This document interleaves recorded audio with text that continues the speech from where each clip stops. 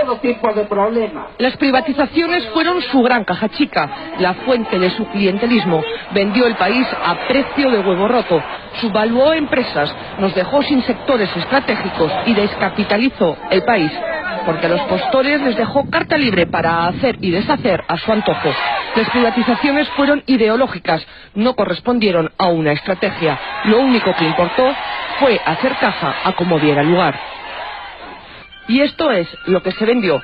Electricidad, 68%, agricultura, 35%. De la minería se vendió el 90% de las empresas estatales. En manufactura, el 85,5%. Y de hidrocarburos, el 68%. Todo por 9.221 millones de dólares, de los que solo ingresaron al Estado poco más de 6.000. La diferencia en gastos varios, impuestos, pago a burocracia dorada, saldos de empresas que no pagaron. Y de los 4.880 millones que gastó de la privatización, el 45% lo destinó a la compra de armamento de ese que ahora se cae y al pago de deuda externa, algo que por ley estaba prohibido. El dinero de la privatización debía ir al desarrollo social y a la pacificación interna. Vayamos con algunos hitos de la privatización. Petroperú se vendió por partes y se subvaluó. Ahora estamos pagando el precio más alto de la región en combustibles. La refinería La Pampilla se vendió el mercado más importante del país por 180 millones de dólares, cuando tenía unas utilidades anuales de 85 millones. Se vendieron los lotes petroleros con reservas aseguradas. Se vendieron los grifos uno a uno, como si fueran papayas. En concepto de alquiler, daban al Estado 38 millones de dólares anuales y se vendieron por 78. Otra filial de Petroperú, la naviera transoceánica, es otro caso de subvaluación.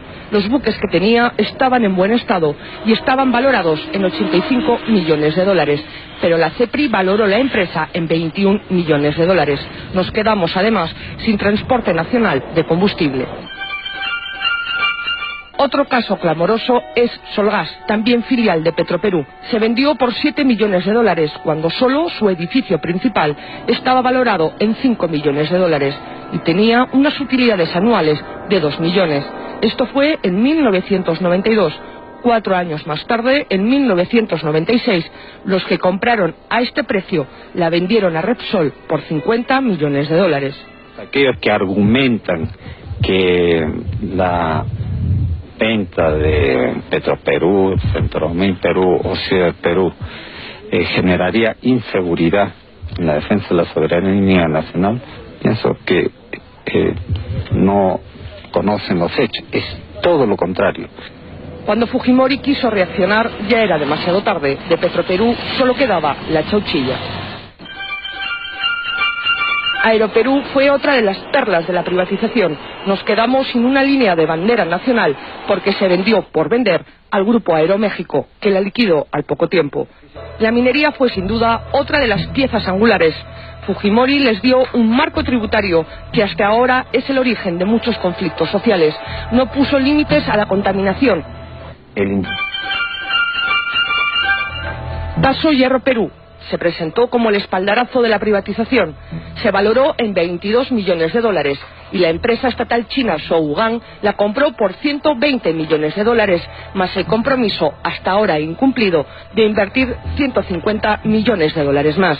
Se les vendió las reservas de cobre y hierro por más de 200 años. Ahora la empresa china lo que ha creado es un grave conflicto social. Contamina, paga salarios de miseria, pero exporta 120 millones de dólares al año.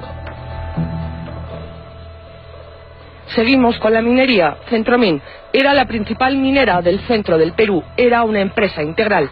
Doerram compró una parte, Volcan la otra. En los dos casos no pagan casi impuestos, contaminan, no han cumplido con sus compromisos de inversión y tienen utilidades millonarias.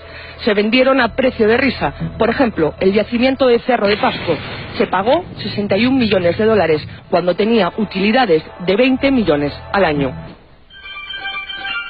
Nosotros evitamos y hemos tomado en este momento el local a fin de evitar que en este gobierno, que ya está en las postrimerías, se llegue pues a una coligación a entregar pues a unidades estratégicas que son de interés del país. Minero Perú también se regaló. Solo un ejemplo, por el yacimiento de cobre de Quellaveco se pagó 12 millones de dólares y el compromiso de invertir 2.800 millones más. Y hasta ahora solo se ha invertido 70 millones. La misma empresa que compró Quellaveco pagó por un yacimiento en Chile, que era la tercera parte, 180 millones de dólares. Y además se privatizó la luz, el teléfono, vendimos la carne y nos quedamos con el hueso. Hizo del país una combi, nos llenó de carros de segunda, trajo las AFP sin condiciones. Definitivamente fue el hombre guantán, cobertura transparente, fondo triturado. Él sí que cumplió con perder una oportunidad histórica. Al fin y al cabo, era un japonés sin respeto por el país que lo acogió. Increíble, ¿no? Qué sensación la que uno tiene después de ver esto. Para contarles una anécdota, Aeroperú se vendió en 19 millones de dólares. Solo las rutas de Aeroperú, solo las rutas, costaban 120 millones de dólares. Los tramposos mexicanos, los mafiosos mexicanos que la compraron, encima la usaron para lavar dinero y luego la cerraron. Yo quiero decirle al señor Kuczynski que él está debatiendo conmigo, no con mi padre. Muchas gracias. Yo noto ahí en el auditorio algunos colaboradores de su padre que hoy son colaboradores suyos. Información de utilidad pública. Datos de los registros de asistencia y de licencias del Congreso. Keiko congresista. En más de 4 años, faltó a 500 sesiones al Congreso. 223 días de licencia por viajes al extranjero. De las 42 sesiones de la Comisión de Economía del Congreso, solo asistió a 7 sesiones, recibiendo 1.060.000 soles en los 4 años de labor parlamentaria, del dinero del pueblo.